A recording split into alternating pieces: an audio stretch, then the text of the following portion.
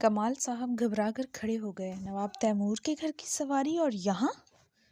ارے بھائی، باہر کسی نے پوچھا بھی ہے؟ سب خیر تو ہے نا؟ کمال صاحب تیزی سے باہر کی طرف لپکے اور کچھ دیر میں ہی ایک ادھیڑ عمر شخص کے ساتھ ہنستے ہوئے دوبارہ گھر کے باغیچے میں داخل ہوئے۔ بھائی عبداللہ میاں، ان سے ملو، یہ اصغر صاحب ہیں، نواب صاحب کے مینیجر، وہی جس کا میں نے تم سے تذکرہ کیا تھا۔ اصغر صاحب نے گرم جوشی سے مجھ سے ہاتھ ملایا۔ اچھا تو آپ ہیں عبداللہ، خوشی ہوئی آپ سے مل کر۔ کمال صاحب کے مینیجر کمال صاحب نے مینیجر کی خاص مدارات میں کوئی کسر نہیں اٹھا رکھی تھی، مگر اسے جانے کی جلدی تھی۔ نہیں کمال صاحب، کسی تکلف کی ضرورت نہیں ہے۔ دراصل نواب صاحب نے آپ کو اور آپ کے مہمان کو آج رات کھانے پر مدعو کیا ہے۔ دعوت قبول کیجیے، ہماری عزت افزائی ہوگی۔ کمال صاحب نے بڑی مشکل سے اپنے چہرے پر ابھرتے حیرت کے تاثرات کو خوشی اور نیازمندی کے قالب میں ڈھالا۔ آج رات ضرور، مگر یہ تکلف کیوں؟ اس طرح اچانک اصغر صاحب نے رواداری کا مظاہرہ کیا۔ بس یوں سمجھیے کہ اشتیاق ہے نواب صاحب کو اللہ والوں سے ملنے کا۔ کہیں سے خبر ملی کہ آپ کے گھر میں بھی کوئی ایسا مہمان ٹھہرا ہوا ہے تو انہوں نے ملنے کی خواہش ظاہر کی۔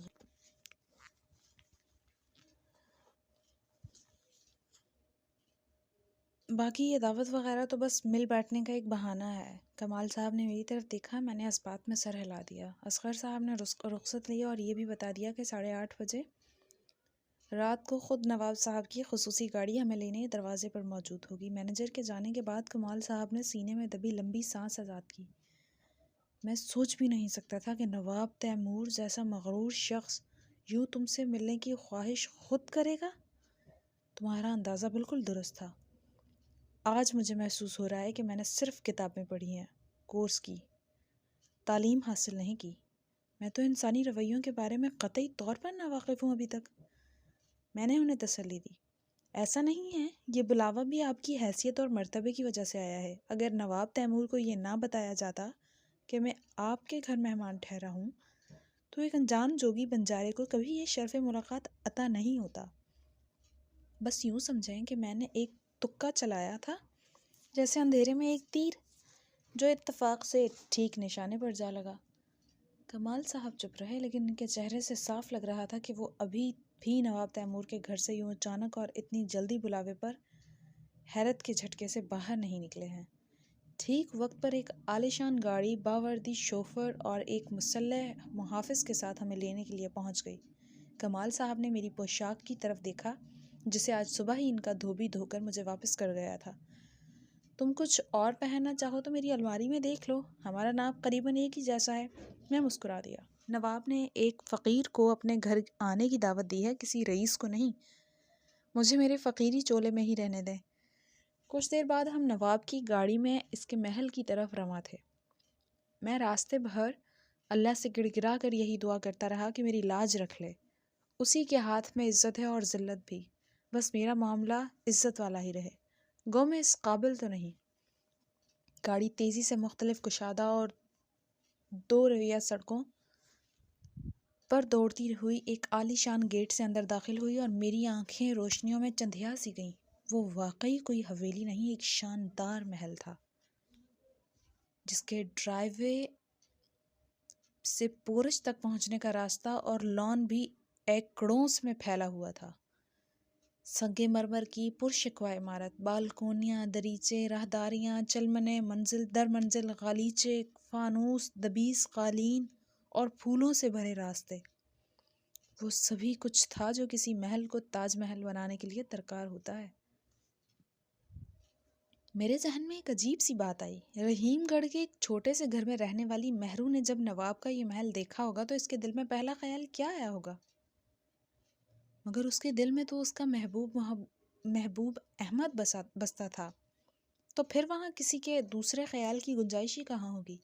اسے تو اپنے احمد کے ساتھ کسی کٹیا میں رہنا بھی قبول تھا، اور احمد کے بنا یہ محل بھی اس کے لیے کسی کٹیا جیسا ہوئی ہوگا۔ یہ محبت بھی کتنی عجیب شے ہوتی ہے، یہ چیزوں کی حقیقت پل بھر میں کیسے بدل کر رکھ دیتی ہے۔ تاج محل کو جھونپڑی اور بوسیدہ سی کٹیا کو تاج محل میں تبدیل کر دیتی ہے۔ سچ یہ ہے کہ محبت کا اپنا سکہ چلتا ہے۔ گاڑی پورج میں رکی تو مینیجر صاحب ہمارے استقبال کے لیے موجود تھے۔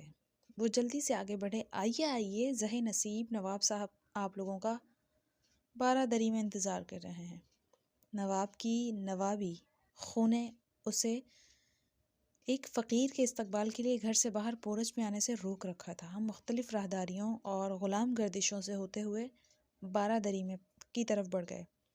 ہر چیز سے نفاست، عمارت اور اعلیٰ ذوق کی نشاندہی ہو رہی تھی۔ مخمل میں ٹاٹ کا پیوند مجھے کہیں لگا دکھائی نہیں دیا۔ ایک بڑے ہال سے گزر کر ہم ایک بہت وسیع اور عریض صحن میں جا نکلے، جہاں 4 اطراف سے 12 بڑے دروازے صحن میں کھلتے تھے۔ صحن کے وسط میں بہت بڑا تالاب تھا، جسے آج کل کی زبان میں لوگ سوئمنگ پول کہتے ہیں۔ نواب صاحب وہیں کنارے پر بچھی کرسیوں کی جانب بیٹھے تھے، ہمارا انتظار کر رہے تھے۔ تالاب کے اندر روشنی کا انتظام یوں کیا گیا تھا کہ تالاب میں اٹھنے والی ہر لہر کا عکس باہر صحن کی دیواروں پر عجب چاندنی سی بکھیر رہا تھا۔ نواب نے غور سے ہماری طرف دیکھا۔ وہ 35-40 سال کا، لمبے قد اور مضبوط کسرتی جسم والا ایک وجیح شخص تھا، جس کی آنکھوں میں تیز چمک تھی۔ وہ غالباً کمال صاحب کے ساتھ کسی بزرگ یا عمر رسیدہ شخص کے آنے کی توقع میں بیٹھا تھا۔ مجھے دیکھ کر اسے شاید مایوسی ہوئی، جس کا اظہار اس نے ہم سے نہیں کیا۔ معاف کیجیے گا، مگر میں سمجھا کوئی بزرگ اللہ والے ہوں گے، مگر یہ دیکھ کر خوشی ہوئی کہ اب نوجوان بھی تصوف کی راہ پر چل پڑے ہیں۔ کمال صاحب نے گڑبڑا کر کچھ کہنے کی کوشش کی، مگر میں نے ان سے پہلے ہی تحمل سے نواب کو جواب دیا۔ عمر انسان کے اندر گزرتی ہے صاحب، باہر بیتنے والے تو بس کچھ دن، مہینے اور سال ہوتے ہیں۔ نواب نے چونک کر میری طرف دیکھا۔ خوب، بڑی گہری بات کہہ دی آپ نے۔ آئیے، جب تک کھانا لگ جائے ہم یہیں کچھ دیر کھلی ہوا میں بیٹھتے ہیں۔ تھوڑی دیر میں ہی کچھ نوکر ہاتھوں میں کوئی لذیذ مشروب اور چند میوہ جات کے خوان وغیرہ اٹھائے پہنچ گئے، اور ایک ہیڈ بیرے یا بٹلر کی سربراہی میں انہوں نے ساری چیزیں میز پر نفاست سے چن دی۔ اتنی دیر تک نواب اور کمال صاحب اپنے پسندیدہ موضوع باغبانی اور پیوندکاری کے نئے طریقوں پر گفتگو کرتے رہے۔ کمال صاحب کو واقعی اپنے فن پر پورا عبور حاصل تھا۔ وہ جنگلات اور باغبانی سے متعلق نواب صاحب کو مفید مشورے دیتے رہے۔ درمیان میں نواب نے ایک آدھ بار مجھ سے بھی کوئی بات کی، جس کا میں نے مختصر سا جواب دیا۔ میں نہیں چاہتا تھا کہ وہ اتنی جلدی میرے بارے میں کوئی اندازہ لگانے میں کامیاب ہو جائے۔ مجھے یہ کھیل یا یہ جنگ بہت دھیمے انداز میں لڑنی تھی۔ میں آس پاس در و دیوار کا جائزہ لیتا رہا، اور یہ سوچ کر ہی میری نسوں میں خون کی گردش تیز ہوتی رہی کہ انہی دیواروں میں سے کسی دیوار کے پیچھے اس وقت شاید محروبی بیٹھی ہو، یا شاید جن غلام گردشوں سے چل کر ہم اس 12 دری تک پہنچے ہیں، انہی میں سے کسی ایک غلام گردش کے عقب میں وہ کسی تھنس یا زندان میں آج بھی قید ہو۔ میں انہی سوچوں میں گم تھا کہ اندر سے بڑے بیرے یا کسی خادم نے کھانا لگنے کی اطلاع دی۔ نواب نے اٹھنے سے پہلے اپنا مداح بھی ظاہر کیا۔ آپ لوگوں کو یوں اچانک زحمت دینے کی معذرت چاہتا ہوں۔ دراصل میری اپنی ایک غرض ہے، اور مایوسی بھی اسی حد تک پہنچ چکی ہے کہ جہاں سے بھی ذرا امید بنتی ہے ہم اس در پر دستک دیتے ہیں۔ خاص طور پر میری اہلیہ نواب بیگم بہت شدید کرب اور اذیت میں مبتلا ہیں اس مسئلے کی وجہ سے۔ ہماری ایک ہی نرینہ اولاد ہے جو اس ساری جاگیر کا وارث بھی ہے، ہمارا بیٹا شہریار۔ اس سال اسے کالج کے آخری سال میں ہونا چاہیے تھا، مگر نہ جانے اس کا ذہن کہاں بھٹکتا رہتا ہے، عجیب بہکی بہکی باتیں کرنے لگا ہے، سارا دن تصویریں بناتا ہے اور اپنے کمرے میں بند رہتا ہے۔ میں اب کیا بتاؤں، مجھے تو اس کے پاگل پن بتاتے ہوئے بھی جھجک ہوتی ہے۔ پہلے وہ ایسا نہیں تھا، مگر ایک بار ہمارے ساتھ یورپ کے دورے پر گیا، وہاں لندن سے آگے ایک ویران قلعے کی سیر کو گئے تھے ہم سب لوگ۔ بس وہاں سے آنے کے بعد اس کی یہ حالت ہو گئی ہے۔ اس وقت وہ 10ویں جماعت کا طالب علم تھا۔ بزرگ کہتے ہیں اس پر کسی آصف وغیرہ کا سایہ ہو گیا وہاں پر، کیونکہ سنا ہے وہ صدیوں پرانے قلعے زیادہ تر بدروحوں وغیرہ کا مسکن ہوتے ہیں، یا وہ جگہیں عام فہم کے مطابق بھاری کہلاتی ہیں۔ میں تو خود ان باتوں پر یقین نہیں کرتا، کیونکہ یہ تو صرف وہمات ہمارے نزدیک ہیں۔ اسی لیے میں نے دنیا کے ہر بڑے ماہر نفسیات اور معالج کو دکھایا ہے نواب شہریار کو، مگر کچھ خاص افاقہ نہیں ہوا۔ وہ کہتے ہیں وقت کے ساتھ شہریار کی یہ حالت ٹھیک ہو جائے گی۔ اگر 3 سے 4 سال ہونے کو آئے ہیں، مجھے تو بہتری کے آثار نہیں دکھائی دے رہے۔ نواب بیگم نے آپ کے مہمان کے بارے میں سنا تو اصرار کر بیٹھیں کہ جہاں اتنے معالج آزمائے ہیں وہاں ایک جوگی فقیر کی دعا لینے میں بھی کیا حرج ہے، بس اسی لیے آپ کو زحمت دی۔ کھانے کی میز پر ہم تینوں کے علاوہ چوتھا نواب کا شرمیلا چپ چاپ سا بیٹا شہریار ہی تھا۔ وہ 19-20 سال کا نوجوان تھا جو سارے کھانے کے دوران خاموش نظریں جھکائے بیٹھا کھانا کھاتا رہا۔ زمانے بھر کی سوغاتیں اس کھانے کی میز پر موجود تھیں، مگر شہریار نے صرف دکھاوے کے لیے چند نوالے لیے۔ اس کے انداز سے صاف لگ رہا تھا کہ وہ اپنے اوپر بہت جبر کر کے وہاں بیٹھا ہے۔ مجھے ایک اور عجیب سا احساس ہوا، جیسے کسی کی دو آنکھیں ہمیں پورے کھانے کے دوران مسلسل دیکھ رہی ہوں۔ کمال صاحب نے بات جوڑنے کی خاطر شہریار سے اس کے مشاغل کے بارے میں پوچھا تو اس نے گول مول سا جواب دیا اور کہ وہ فارغ وقت میں پینٹنگ کرتا ہے۔ نواب صاحب یہ امید لگائے بیٹھے تھے کہ میں شہریار کے سر پر ہاتھ رکھ کر کچھ پڑھوں گا یا اس کے لیے کوئی وظیفہ وغیرہ تجویز کروں گا، مگر شہریار نے جلدی میں کھانا ختم کیا اور باپ سے اپنے کمرے میں جانے کی اجازت لے کر اٹھ گیا۔ میں ذرا اپنی ادھوری پینٹنگ مکمل کر لوں۔ شہریار جلدی سے کمرے میں سے نکل گیا۔ نواب نے ایک گہری سانس لی۔ دیکھ لیا اس کا رویہ آپ نے، سارا دن اپنے آپ کے ساتھ جانے کیا باتیں کرتا رہتا ہے، اپنی ماں کو عجیب و غریب کہانیاں سناتا ہے کہ جب ہم لوگ سو جاتے ہیں تب یہ شہر پھر سے جاگ اٹھتا ہے، یہاں لوگ چلتے پھرتے ہیں، اپنے گھر میں بھی اسے لوگ بولتے چلتے دکھائی دیتے ہیں، راتوں کو باہر بالکونی تو کبھی چھت اور کبھی بارہ دری کی طرف نکل جاتا ہے، پڑھائی کی طرف سے دھیان ہٹ چکا ہے اس کا، جانے کس زمانے کی تصویریں بناتا رہتا ہے۔ کچھ سمجھ نہیں آتا کیا کروں اس لڑکے کے پاگل پن کا۔ اچھا خاصا ذہین طالب علم تھا، میں نے سوچا تھا اعلیٰ تعلیم کے لیے آکسفورڈ یا ہارورڈ یونیورسٹی بھیجوں گا اسے، میرا سہارا، میرا بازو بنے گا، مگر لگتا ہے سارے خواب بس خواب ہی رہ جائیں گے۔ نواب تیمور کی مایوسی اس کے چہرے سے صاف نظر آ رہی تھی۔ یہ جاگیر، سلطنت، بادشاہت اور مملکت بھی کیا عجب عذاب ہوتی ہے، جیتے جی اپنے بس میں رکھنے کے رنج اور مرنے کے بعد وراثت اور وارث کے غم۔ اس سے تو یہ فقیری بھلی ہے، نہ یہاں کی سوچ نہ وہاں کی فکر۔ نواب میری طرف سے کسی کرشمے کی امید بھی چھوڑ چکا تھا اور اب اس کی آواز میں ہلکی سی اکتاہٹ محسوس ہو رہی تھی۔ کمال صاحب نے فوراً اچھے مہمان کے آداب کا خیال رکھتے ہوئے نواب سے رخصت لی۔ نواب بھی ہمارے ساتھ ہی کھڑا ہو گیا۔ تبھی میں نے خلاف توقع نواب سے ایک اجازت چاہی۔ اگر آپ اجازت دیں تو میں کچھ دیر کے لیے شہریار سے اس کے کمرے میں ملا ہوں۔ نواب تیمور نے چونک کر میری طرف دیکھا۔ شہریار کے کمرے میں؟ وہ کچھ ہچکچایا۔ ہاں ہاں کیوں نہیں، نواب نے کسی خادم کو آواز دی اور اس نے میری شہریار کے کمرے تک رہنمائی کرنے کو کہا۔ میں نوکر کے ساتھ محل کے رہائشی حصے کی طرف چل پڑا اور میرے قدم رکنے لگے۔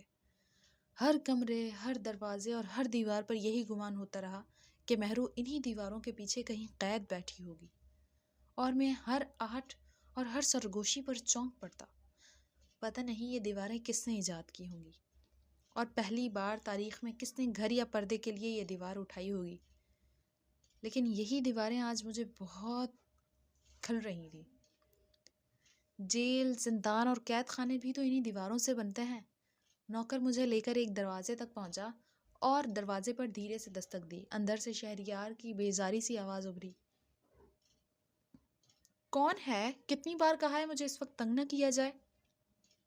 میں نے تھوڑا سا دروازہ کھولا۔ کیا میں اندر آ سکتا ہوں؟ شہریار مجھے دیکھ کر ہڑبڑا سا گیا۔ جی جی آئیے پلیز۔ میں کمرے میں داخل ہوا۔ سارا کمرہ مختلف تازہ اور پرانی بنی ہوئی پینٹنگ سے بھرا ہوا تھا۔ تمام تصویروں میں گہرا سرخ رنگ اور الجھی ہوئی لکیریں نمایاں تھیں، جیسے شہریار کے اندر کی الجھنیں اور شدید بے چینی سمٹ کر ان تصویروں میں ابھر آئی ہو۔ میں نے اس کی طرف دیکھا۔ میں جب میٹرک میں تھا تو مجھے بھی پینٹنگ کا بہت شوق تھا۔ میں باقاعدہ ایک آرٹ گیلری میں شام کی کلاس بھی لینے جایا کرتا تھا، مگر سچ بتاؤں میں تمہاری طرح کبھی اتنی اچھی تصویریں نہیں بنا پایا۔ خاص طور پر یہ پیرس میں ایفیل ٹاور کے سامنے والی سڑک پر بارش کے پانی میں ٹاور کا یہ عکس، اوہ بہت عمدہ ہے۔ مجھے لگا میں کہیں اس طرح اس سڑک کے کنارے بچھے کسی بینچ پر بیٹھا ہوا ہوں۔ شہریار نے پہلے حیرت اور پھر دلچسپی سے میری طرف دیکھا۔ کیا واقعی آپ کو میری تصویریں بہت پسند آئی ہیں؟ مگر آپ تو، میرا مطلب ہے کہ واقعی آپ کو بھی پینٹنگ کا شوق رہا ہے؟ آپ کو دیکھ کر ایسا لگتا تو نہیں۔ میں مسکرا دیا۔ ہاں اب تو مجھے دیکھ کر بالکل بھی ایسا نہیں لگتا ہوگا۔ شہریار نے جھجکتے ہوئے مجھ سے پوچھا، کیا آپ کوئی پیر ہیں؟ امی نے بتایا تھا آج ڈنر پر کوئی پیر صاحب ہمارے گھر آ رہے ہیں۔ میں شہریار کی بات سن پر ہنس پڑا۔ ارے نہیں، پیر تو بڑی اعلیٰ ہستی ہوتی ہوگی، میں تو بس عبداللہ ہوں، ایک طالب علم کہہ سکتے ہو مجھے۔ اچھا تم یہ مجھے بتاؤ کہ تمہاری تصویروں میں بارش، بھیگی سڑکیں، لیمپ پوسٹ، بینچ اور شام سے ذرا پہلے کے وقت کی بہت عکاسی کی گئی ہے۔ مثلاً تم نے کمرہ، کھڑکی، دریچہ، بالکونی ابھی تک پینٹ کی ہے۔ اندر کمرے کے زاویے سے تو باہر تم نے بھیگی سڑک، لڑکی، چھتری اور بھیگا موسم ہی دکھایا ہے۔ کیا تمہیں بارشیں بہت پسند ہیں؟ شہریار کے چہرے پر چھایا تناؤ اب مکمل دھل چکا تھا۔ وہ پہلی مرتبہ کھلے دل سے بولا، ہاں واقعی مجھے بارش، شام اور اندھیرا ہونے سے پہلے شام کی بھیگی روشنی میں جلتے لیمپ پوسٹ بہت اچھے لگتے ہیں۔ میں نے یہ سب ابا جان کے ساتھ یورپ کے ٹور پر دیکھا تھا، بس انہی یادوں کو پینٹ کرتا رہتا ہوں۔ کیا آپ کبھی یورپ گئے ہیں؟ لندن یا پیرس؟ وہاں کی شامیں اور وہاں کی بارشیں کتنی خوبصورت ہوتی ہیں نا۔ میرا دل کرتا ہے وہ سب منظر پینٹ کر کے اپنے کینوس میں قید کر لوں، مگر پھر ڈرتا ہوں کہ کہیں یہ منظر مجھ سے روٹھ نہ جائیں۔ میں نے چونک کر شہریار کی طرف دیکھا۔ ایک 20 سال کے لڑکے کی زبان سے اتنی گہری بات سننے کی توقع نہیں تھی مجھے۔ تمہیں ایسا کیوں لگتا ہے کہ منظر روٹھ جائیں گے؟ آخر زمانے بھر کے یہ آرٹسٹ، پینٹرز ایسے ہی منظر تو پینٹ کرتے ہیں، انہی لمحوں کو تو اپنے کینوس پر برش سے اتارتے ہیں، تو کیا یہ منظر ان سے بھی روٹھتے رہتے ہوں گے؟ شہریار نے غور سے میری طرف دیکھا۔ پتہ نہیں کیوں مگر مجھے ایسا لگتا ہے کہ جب ہم کسی چیز کی تصویر بناتے ہیں اور اس میں وہی قدرت کے رنگ بھر کر وہ منظر کینوس پر پینٹ کر دیتے ہیں، تو ہم اس بارش، شام، برف باری، سڑک، چلتی بس، چھتری تانے لڑکی اور لڑکے کو جیسے فریم میں قید کر لیتے ہیں۔ وہ لمحہ تو آگے گزر جاتا ہے مگر اس کی روح ہمارے کمرے یا کسی گیلری میں اس تصویر کے فریم میں قید بے چین تڑپتی رہتی ہے، اور سالوں بلکہ صدیوں بعد بھی وہ منظر اسی طرح تصویر میں زندہ رہتا ہے۔ پھر کبھی وہ کردار تصویر سے باہر جھانک کر ہم سے بات کرتے ہیں، یا کبھی کبھی ہم تنہائی میں غور سے اپنے یا کسی اور کے پینٹ کیے ہوئے منظر کو بیٹھ کر دیکھیں تو وہ تصویر ہمیں اپنے اندر کھینچ لیتی ہے، ہمیں اسی لمحے کی سیر کراتی ہے، اور ہم وہی موسم، وہی بارش، سردی، ہوا، وہی سب کچھ محسوس بھی کر سکتے ہیں۔ میں نے دھیرے سے کہا، نہ صرف یہ بلکہ کبھی کبھی تو ہم اس سڑک یا گلی سے ملحقہ آگے پیچھے کی گلیاں، مکان اور چہرے بھی دیکھ آتے ہیں، گویا وہ تصویر ہمارے لیے ایک دوسری دنیا کی کھڑکی یا دروازہ بن جاتی ہے، اور ہم اس عکس کی مکمل سیر کر لیتے ہیں۔ شہریار نے خوشی اور حیرت میں زور سے کہا، ہاں بالکل یہی۔ کیا آپ کے ساتھ بھی ایسا ہوتا ہے؟ ہاں، کئی بار کئی خوبصورت اور گہری پینٹنگز دیکھتے ہوئے ایسا ہوا ہے۔ شاید ساری بات احساس اور دھیان دینے کی ہے۔ زندہ لمحے تصویر میں بھی جیتے ہیں اور آئینے کا سا اثر رکھتے ہیں۔ ہر تصویر کے پیچھے اس لمحے کی کہانی زندہ رہتی ہے، ہمیں بلاتی ہے، دیکھنے کی دعوت دیتی ہے۔ شہریار کا منہ حیرت سے کھلا ہوا تھا۔ اتنے میں دروازے پر دستک ہوئی اور نواب تیمور کمال صاحب کے ساتھ اندر داخل ہوئے۔ کمال صاحب نے میری طرف دیکھا۔ بھائی عبداللہ میاں، رات بہت ہو چکی ہے، نواب صاحب کے آرام کا وقت ہے، تو ہمیں چلنا چاہیے۔ میں نے معذرت چاہی۔ او معاف کیجیے گا، مجھے باتوں میں خیال ہی نہیں رہا۔ ہمیں اجازت ہے نواب صاحب۔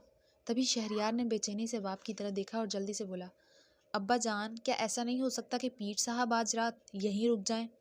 نواب تیمور اور کمال صاحب دونوں کو ایک جھٹکے سے اور شدید حیرت کے ساتھ پلٹ کر میری طرف دیکھا۔